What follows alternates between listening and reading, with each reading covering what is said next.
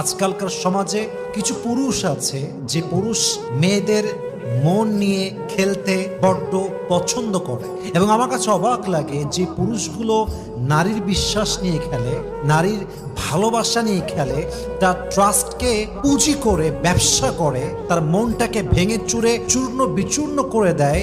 সেই পুরুষ এই বেইমানি করে নিজেকে বড্ড চালাক ভাবে।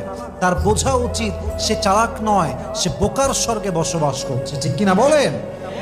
যে পুরুষ নারীর বিশ্বাস নিয়ে খেলেও নিজেকে খুব দামি মনে করে, সে পুরুষ হচ্ছে সেই চার্জার যার সব কিছু আছে, যার তার লম্বা, কিন্তু কোনো ফোনে সে চার্জ দিতে পারে না, ঠিক কিনা বলেন? এই পুরুষ হচ্ছে সেই পুরুষ, যে পুরুষ হচ্ছে সেই লিফটের মতো, যে লিফটে সুইচও আছে, বাটনও আছে, কিন্তু সেই লিফটটা উঁচুতেও যায় না, নিচেতেও যায় না, ঠিক কিনা বলেন?